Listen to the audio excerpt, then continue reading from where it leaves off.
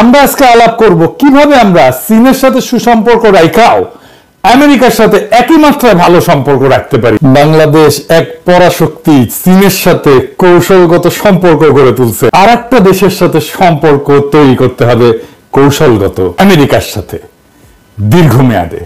কিভাবে সেই সম্পর্ক রচনা করা যাবে সেটা নিয়ে আমাদের অবশ্যই আউট অফ দ্য বক্স চিন্তা করতে হবে, সৃজনশীল হইতে হবে আমাদের চিন্তাটা, কৌশলটা দীর্ঘমেয়াদী হবে। আমেরিকার সরকার পরিবর্তন হইলেও আমাদের সম্পর্কের যেন পরিবর্তন না হয়, আমাদের সফট পাওয়ার বাড়বে। এভাবেই সূক্ষ্ম ব্যালেন্স কইরা আমাদের চলতে হবে। আমাদের অঞ্চলে আমরা এমন দেশ দেখছি যারা চীনের বলয়ে ঢুকে আমেরিকা থেকে দূরে সরে গেছে। যদিও আমরা জানি যে প্রফেসর ইউনূসের আমেরিকান লবির সাথে ভালো সম্পর্ক আছে, বাট স্টিল এইটা আমাদের একটা গুরুত্বপূর্ণ বিষয়, কারণ প্রফেসর ইউনূসকে তো আমরা চিরজীবন পাবো না। কিন্তু আমাদের এমন একটা আমেরিকার সাথে সম্পর্ক তৈরি করে রাখতে হবে যেইটার বেনিফিট আমরা যুগ যুগ ধরে পাবো। আমেরিকার সাথে সম্পর্ক উন্নয়নের সময় আমাদের মাথায় রাখতে হবে এমন একটা কৌশলের কথা যা ট্রাম্পের একটা অন্যতম প্রধান নির্বাচনী প্রতিশ্রুতির সাথে যুক্ত, যে নির্বাচনী প্রতিশ্রুতিকে আমরা পূরণ করার ক্ষেত্রে সাহায্য করতে পারি ট্রাম্পকে। কি হইতে পারে সেটা? আমরা ট্রাম্পের যে নির্বাচনী প্রতিশ্রুতি পূরণ করতে পারবো তা হচ্ছে আমেরিকার বাণিজ্য ঘাটতি পূরণ। না, আমরা সব দেশের সাথে না, বাংলাদেশের সাথে আমেরিকার বাণিজ্য ঘাটতি পূরণ করতে পারি। আমেরিকা থেকে বাংলাদেশ আমদানির চেয়ে রপ্তানি 3 গুণ বেশি করে। মানে 2022 সালে বাংলাদেশ যুক্তরাষ্ট্র থেকে $283 কোটি পণ্য আমদানি করছে, যা দেশের মোট আমদানির 3.7%। একই অর্থ বছরে বাংলাদেশ থেকে যুক্তরাষ্ট্রে রপ্তানি হয়েছে $780 কোটি পণ্য। এটা দেশের মোট রপ্তানি আয়ের প্রায় 20%, 19.2%। এটা আমাদের শুনতে ভালো লাগে, তাই না? আমাদের ভালো লাগবে, কিন্তু আমেরিকার কি শুনতে ভালো লাগে? আমরা তোমাদের থেকে কিনি এত বেশি, তোমরা কেন আমাদের থেকে কম কেন? এটা তো আমেরিকা বলবে, তাই না? আমরা ইন্ডিয়া থেকে বেশি কিনি আর বেশি কম ইন্ডিয়াতে, এদিকে আমাদের ভালো লাগে না তো আমরা বারবার মনে করাই দিই না এটা। আমরা বলি পর্বত সম বাণিজ্য ঘাটতি ভারতের সাথে, তাই না? তাহলে তো আমরা কিছু কিনলেই পারি, তাই না? জি না, যা কিছু কিনলে হবে না, আমাদের এমন ভাবে কিনতে হবে যা আমাদের লাগে, প্রতিনিয়ত লাগবে অনন্তকাল ধরে, আর আমরা সেইটা কিনবো। ওই জিনিস যেখানে উৎপাদিত হয় সেই অঞ্চলের সিনেটর কংগ্রেসম্যানদেরকে যুক্ত করব এই বাণিজ্য প্রক্রিয়ার সাথে। এই সিনেটররা তাদের অঞ্চলের বাণিজ্য বাড়ানোর জন্য কাজ করবে, আর তারা আমাদের রাজনৈতিক বন্ধু হয়ে উঠবে। এই রাজনীতিবিদদের মধ্যে ডেমোক্রেটরাও থাকবে, রিপাবলিকানরাও থাকবে। আমরা বাংলাদেশ ইস্যুতে সেই স্টেটগুলোর বাই পার্টিজান 2 পার্টিরই সাহায্য পাবো। বাংলাদেশ আমেরিকার কৃষি প্রধান রাজ্যগুলোর সাথে সরাসরি চুক্তি কইরা খাদ্যপণ্য আমদানি বৃদ্ধি করবে, যা আমেরিকান রাজনীতিবিদদের সমর্থন হবে, সাহায্য করবে। এই সমর্থন কাজে লাগায় বাংলাদেশ রপ্তানির জন্য আমেরিকার বাজারে বিভিন্ন সুবিধা যেমন ট্যারিফ হ্রাস, কোটা বৃদ্ধি, এগুলো নিশ্চিত করবে। পাশাপাশি আমদানিকৃত কাঁচামাল প্রক্রিয়াজাত করে তৃতীয় দেশে রপ্তানি বাড়ায় বাণিজ্য ভারসাম্য উন্নত করা হবে। এই কৌশল ট্রাম্পের বাণিজ্য ঘাটতি কমানোর নীতির সাথে সামঞ্জস্যপূর্ণ হয়, এটা বাংলাদেশের জন্য রাজনৈতিক লাভ বয়ে আনবে। এই পরিকল্পনায় যাওয়ার আগে আমাদের দেখতে হবে কেন আমরা আমেরিকার কৃষি পণ্য বেছে নিলাম, কেনই বা আমেরিকার সাথে সম্পর্ক উন্নয়নের জন্য এই কূটনীতিতে লিপ্ত হইতে চাই। আমাদের একটা জিনিস এখানে বুঝতে হবে, আমেরিকা হার্টল্যান্ড বলে একটা জায়গা আছে, মানে আমেরিকার হৃদয়। আমেরিকার এই হৃদয়কে আমরা কেন বিজয় করতে চাই? আমেরিকা হার্টল্যান্ড বলতে সাধারণত মধ্য পশ্চিমাঞ্চলের কৃষিভিত্তিক রাজ্যগুলোকে বোঝায়, যা আমেরিকার অর্থনৈতিক, সাংস্কৃতিক এবং রাজনৈতিক পরিচয়ের মূল ভিত্তি হিসেবে বিবেচিত হয়। এই রাজ্যগুলোকে বলা হয় হার্টল্যান্ড। তাদের ভৌগোলিক অবস্থান, কৃষির উপরে নির্ভরশীলতা এবং ঐতিহ্যবাহী আমেরিকার মূল্যবোধের জন্য তাদেরকে হার্টল্যান্ড বলা হয়। এদের রাজনৈতিক গুরুত্ব অপরিসীম, বিশেষ করে নির্বাচনী প্রক্রিয়া এবং নীতি নির্ধারণে। তাই আমরা এই হার্টল্যান্ডকে টার্গেট করব। এটা কৃষির কেন্দ্রস্থল, যেমন আইওয়া, Nebraska, Kansas, Illinois, south Dakota.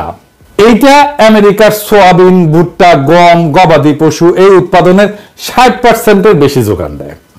যেমন ধরেন আইওয়া একাই যুক্তরাষ্ট্রের 30% সোয়াবিন উৎপাদন করে। 2 নম্বর কারণ হচ্ছে ভৌগোলিক অবস্থান। এই রাজ্যগুলা যুক্তরাষ্ট্রের মধ্যাঞ্চলে, তাই না? দেখতেছেন তো, যা দেশটাকে পূর্ব পশ্চিম উপকূলের সাথে সংযুক্ত করছে।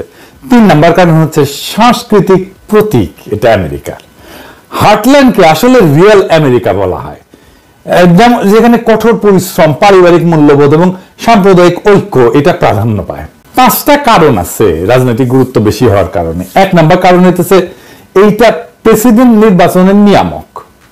আইওয়া ককাস এইটা প্রত্যেক প্রেসিডেন্ট নির্বাচন চক্রের প্রথম প্রাইমারি প্রতিযোগিতা হয় এইখানে আইওয়াতে। এখানে যে প্রার্থী জয়ী হয় মিডিয়া কভারেজ বেশি পায়, ন্যাচারালি প্রথম হয়েছে ইলেকশন। যেমন জিমি কার্টারে যে 1976 সালে, ওবামা 2008 সালে এইখানে জিতাই নিশ্চিত করছিল সে আসলে জিতে যাবে ফাইনাল ইলেকশনে। 2 নম্বর হতেছে ইলেকট্রাল কলেজের ভোট। হার্টল্যান্ড রাজ্যগুলোতে মোট 40 থেকে 50টা ইলেকট্রাল ভোট আছে, যেমন মিসৌরিতে 10টা, আইওয়াতে 6টা। এইগুলো কিন্তু সুইং স্টেট, মানে প্রেসিডেন্ট নির্বাচনে ফলাফল নির্ধারণে অত্যন্ত গুরুত্বপূর্ণ এইখানকার ভোটগুলা। 2 নম্বর হইতেছে কৃষি লবির শক্তি। American farm bureau federation, AFBF এবং ন্যাশনাল কর্ন গ্রোয়ার্স অ্যাসোসিয়েশন এর মতো সংগঠনগুলা কৃষি নীতি, তারপরে ভর্তুকি, বাণিজ্য চুক্তিতে সরাসরি প্রভাব রাখে মার্কিন নীতি নির্ধারণে। যেমন চীন মার্কিন বাণিজ্য যুদ্ধের সময় হার্টল্যান্ড সিনেটররা ট্রাম্পকে চাপ দিছিলেন যে সোয়াবিন রপ্তানির এই যে সমাধান করতে, দেখছেন। 4 নম্বর হচ্ছে এনার্জি নীতিতে প্রভাব এই অঞ্চলের। এরা ইথানলের উৎপাদন করে, ইথানল মানে মদ তৈরিতে লাগে আর কি। আইওয়া আর নেব্রাস্কা যুক্তরাষ্ট্রের 50% ইথানল উৎপাদন করে। আমেরিকার জ্বালানি নীতি তাদেরকে বাদ দিয়ে করতে পারে না। হার্টল্যান্ডের সিনেটররা প্রায় জ্বালানি মিশনে ইথানল ম্যান্ডেট আছে, যেমন এই যে রিনিউয়েবল ফুয়েল স্ট্যান্ডার্ড, এই সমস্ত বাধ্যতামূলক করার জন্য ভোট দেন। 5 নম্বর হচ্ছে বাণিজ্য নীতিতে প্রভাব। হার্টল্যান্ডের রাজ্যগুলো কৃষি রপ্তানির উপরে নির্ভরশীল, যেমন আইওয়ার 30% অর্থনীতি কৃষি সম্পর্কিত। তাই বাণিজ্য চুক্তি বা ট্যারিফ ইস্যুতে তাদের যে মতামত সেইটা সরাসরি ওয়াশিংটনের সিদ্ধান্তকে প্রভাবিত করে। 6 নম্বর হচ্ছে সাংস্কৃতিক যুদ্ধের প্রতীক। হার্টল্যান্ড রাজ্যগুলোর এগুলো রক্ষণশীল এলাকা। এইখানে যেমন ধরেন গর্ভপাত বিরোধী আইন, তারপরে বন্দুক অধিকার, ট্রাম্পের মতো প্রার্থীরা এইখানে এই যে সাইলেন্ট মেজরিটি তার সমর্থন পায়। এইবারে এসে বুঝে দেখি একটা খুব ইন্টারেস্টিং জিনিস, হার্টল্যান্ডের 5টা প্রধান রাজ্য কি কি এবং তাদের প্রভাবগুলো কোথায় কোথায়। এডিটর সাহেব এটা একটু দেখান, এই যে প্রভাবগুলো। রাজ্যের নাম লিখবেন, তারপরে প্রধান পণ্য লিখবেন, রাজনৈতিক নেতা কে ওই অঞ্চলে প্রধান, আর প্রভাবের ক্ষেত্রটা কি। যেমন আইওয়া, প্রধান পণ্য কি? প্রধান পণ্য সোয়াবিন, ভুট্টা। এর রাজনৈতিক নেতা হচ্ছে চাক গ্রাসলি, সিনেটর।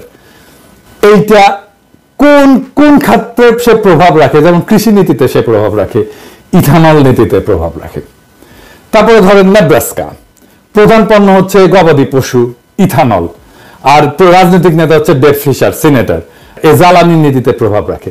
তারপরে ধরেন কানসাস, এটা গম, সিরিয়াল এগুলো উৎপাদন করে। এর প্রধান রাজনৈতিক নেতা হচ্ছে জেরি মোরান, এইটা বাণিজ্য চুক্তিতে এটা প্রভাব রাখে। তারপরে ধরেন ইলিনয়, এইটার প্রধান পণ্য হচ্ছে সয়াবিন, এইটার প্রধান রাজনৈতিক নেতা হচ্ছে ডিক ডারবিন, এটা ট্রান্সপোর্টেশন অবকাঠামোতে এটা ভূমিকা রাখে। তারপরে ধরেন সাউথ ডাকোটা, এটা গবাদি পশু, ভুট্টা, এটার রাজনৈতিক নেতা হচ্ছে জন থিয়ন, আর আদিবাসী নীতিতে ভূমিকা রাখে। হার্টল্যান্ডের সাথে বাণিজ্য কেন বাংলাদেশের জন্য গুরুত্বপূর্ণ? হার্টল্যান্ড রাজ্যগুলোর সাথে বাণিজ্য বা কূটনৈতিক সম্পর্ক গড়ে তুললে বাংলাদেশ কয়েকটা সুবিধা পেতে পারে। 1, কৃষি আমদানিতে রাজনৈতিক সমর্থন পেতে পারে। আইওয়া বা নেব্রাস্কার সোয়াবিন, গম আমদানি বাড়লে তাদের সিনেটররা বাংলাদেশের পক্ষে ট্যারিফ হ্রাস বা জিএসপি পুনর্বহালের লবি করবে। তো এই জিনিসটা আবার একটা পুরাটা একটু সামারি কইরা দিই। তো আমরা তো দেখলাম যে কোন কোন আমেরিকান স্টেটের সাথে আমরা বাণিজ্য করব, আর সেই বাণিজ্য উদ্যোগের সাথে কোন রাজনীতিবিদকে যুক্ত করব, সেটা তো প্রথমে আমাদের চিহ্নিত করতে হবে। এবং আমরা দেখলাম যে কৃষি প্রধান রাজ্যগুলো কি কি। আইওয়া, এখানে সোয়াবিন, ভুট্টা পাওয়া যায়। টেক্সাস, গম, গবাদি পশু। Illinois, soybean. ক্যালিফোর্নিয়া, বাদাম, দুগ্ধজাত পণ্য। নেব্রাস্কা, গবাদি পশু। এগুলো যুক্ত হইতে পারে। আমি যেগুলো দেখালাম এটার বাইরে এই রাজ্যগুলো যুক্ত হইতে পারে। এই রাজ্যগুলো কৃষি রপ্তানির উপর নির্ভরশীল এবং তাদের প্রতিনিধিরা, সিনেটররা বাণিজ্য চুক্তির মাধ্যমে কৃষকদের স্বার্থ রক্ষায় সক্রিয়। ট্রাম্প সমর্থিত রাজ্যগুলোতে রিপাবলিকান নেতাদের সাথে সম্পর্ক গড়ে তুললে যুক্তরাষ্ট্রের ফেডারেল পর্যায়ে সমর্থন পাওয়া সহজ হবে। এই স্টেটগুলোর প্রভাবশালী সিনেটরগুলো তো আমরা দেখলাম, নাম দেখলাম, শুনলাম। এর বাইরেও ধরেন টেক্সাসে টেড ক্রুজ আছে, ও কিন্তু রিপাবলিকান সেনেটর। আর জন কর্নিন আছে, সে রিপাবলিকান সেনেটর। নেব্রাস্কার ডেভ ফিশার, সে কিন্তু রিপাবলিকান সেনেটর। এরপরে আমরা করবোটা কি? আমরা স্টেট স্তরে চুক্তি এবং কূটনীতি শুরু করতে হবে। এর মধ্যে করতে হবে এমএউ সিগনেচার করতে হবে, মেমোরান্ডাম অফ আন্ডারস্ট্যান্ডিং। এই যে টার্গেট রাজ্যগুলো, সেটার সাথে দীর্ঘমেয়াদী চুক্তি করে গম, সোয়াবিন, ডাল ইত্যাদি আমদানি নিশ্চিত করা বাংলাদেশ আমাদের লাগেই। বাংলাদেশ প্রত্যেক বছর আইওয়া থেকে 1 মিলিয়ন টন সোয়াবিন আমদানি চুক্তি করতে পারে। তারপর করতে হবে রাজনৈতিক লবিং। আমেরিকান সিনেটরদের বাংলাদেশ সফরে আমন্ত্রণ জানাতে হবে এবং কৃষিখাতের সম্ভাবনা দেখাতে হবে।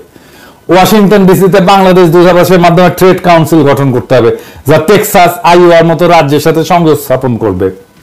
আমরা আরো অনেক কিছু করতে পারি, যেমন ধরেন বাংলাদেশ আইওয়া এগ্রিকালচারাল পার্টনারশিপ, এরকম ইভেন্ট আয়োজন করতে পারি যেখানে আমেরিকান কৃষক এবং বাংলাদেশি ক্রেতাদের সংযুক্ত করা হবে। এই কৌশল যে কাজ করে এটা চীন করে দেখাইছে 2020 সালে। চীন আইওয়ার সাথে 200 বিলিয়নের সোয়াবিন চুক্তি করছিল, যা চীন আর আমেরিকার রাজনৈতিক সম্পর্ক উন্নয়নে সাহায্য করছিল। এমন ধরেন কতটা খাদ্যপণ্য আমদানি করা যাইতে পারে? আমার হিসাবে, আমি তো এক্সপার্ট না, তারপরেও আমার যেটুকু পড়ে শুনে দেখলাম আর কি, ধরেন আইওয়া থেকে সোয়াবিন, ভুট্টা 5 বছরে বার্ষিক 1 মিলিয়ন টন সোয়াবিন আমদানি চুক্তি করা যেতে পারে। 500 মিলিয়ন এটার দাম হবে আর কি প্রত্যেক বছরে। টেক্সাস থেকে গম, তারপরে গরুর মাংস, এটা আমরা আনতে পারি। তারপরে প্রক্রিয়াজাত গম, আটা, ময়দা, হালাল গরুর মাংস আমদানি, এটা প্রায় $200 মিলিয়ন মতো করা যেতে পারে। ক্যালিফোর্নিয়া থেকে দুধের পণ্য, দুগ্ধজাত পণ্য, পাস্তুরাইজড মিল্ক পাউডার, এটা ধরেন প্রায় 100 মিলিয়ন বছরে আমরা আমদানি করতে পারি।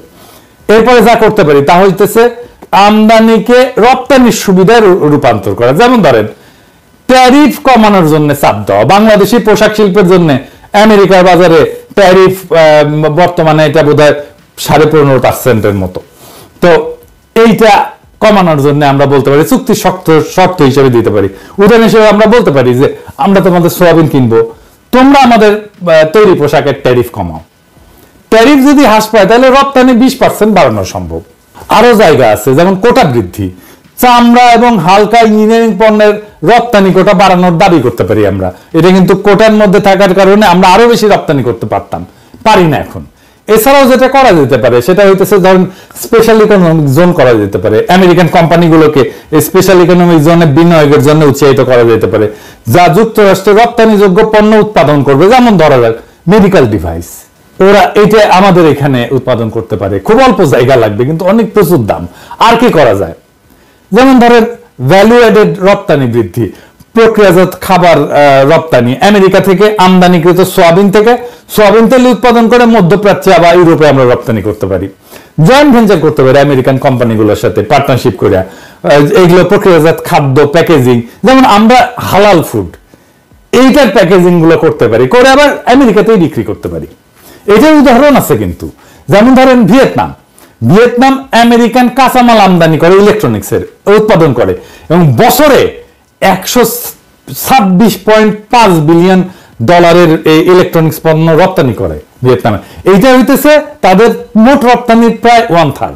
কি পরিমাণে রপ্তানি করে চিন্তা করে। অনুমান করাটা কঠিন, তবে আমরা যদি খুব কম করেও ধরি আর কি, তাহলে আমাদের বাণিজ্য ঘাটতি তো আমেরিকার সাথে হ্রাস পাবে। 5 বছরের রপ্তানি আমরা প্রায় 12 বিলিয়নের মতো করতে পারবো, আমদানি করব 8 বিলিয়ন, নিয়ে যাওয়া সম্ভব আমদানি 8 বিলিয়নে। এর বাইরে কি কি করতে হবে? এর বাইরে 1 নাম্বার করতে হবে মিডিয়া ন্যারেটিভ এবং ম্যানেজমেন্ট করতে হবে। আমেরিকাতে প্রচারণা চালাইতে হবে যে এরকম বলবে যে বাংলাদেশ যেভাবে আমেরিকার হার্টল্যান্ড রাজ্যগুলোকে সাহায্য করছে। ডকুমেন্টারি করতে পারি, ফক্স বিজনেসে করতে পারি, সিএনবিসিতে করতে পারি, সিএনএনএ করতে পারি। তারপরে এই স্টেটগুলোতে ভিজিট, বাংলাদেশের প্রধান উপদেষ্টা আইওয়াতে যেতে পারে, টেক্সাসে যেতে পারে এবং কৃষকদের সাথে সরাসরি আলাপ করতে পারে। প্রফেসর ইউনূস এটা খুব ভালো করতে পারেন এবং ওনার সম্পর্ক আছে স্টেটগুলোর সাথে।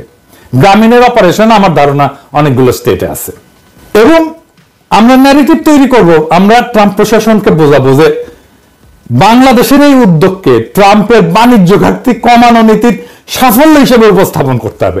ট্রাম্পকে বলতে হবে যে দেখিস আমরা ছোট দেশ কিন্তু তোমার বাণিজ্য ঘাটতি কিন্তু কমায় দিলাম, এই উদ্যোগ আমরা নিজে থেকেই নিচ্ছি। ট্রাম্পকে একটা টকিং পয়েন্ট দেওয়া গেল, তো সাপ্লাই দিলাম, আমরাই দিলাম। বাংলাদেশের সাফল্য ট্রাম্পকে অন্যান্য দেশের সাথে আলোচনায় ব্যবহার করতে, নেগোসিয়েট করতে সাহায্য করবে, যে বলবে যে বাংলাদেশের মতো দেশ যদি বাণিজ্য ঘাটতি কমাইতে পারে আপনারাও কমান। ইন্ডিয়াকে বলবে তোমরা কমাও বাণিজ্য ঘাটতি, ইন্ডিয়াকে চাপে ফেলতে পারবো, চামে, বুঝছাও? এইগুলো হইতেছে গ্রিঙ্গি বুদ্ধি, বুঝছাও?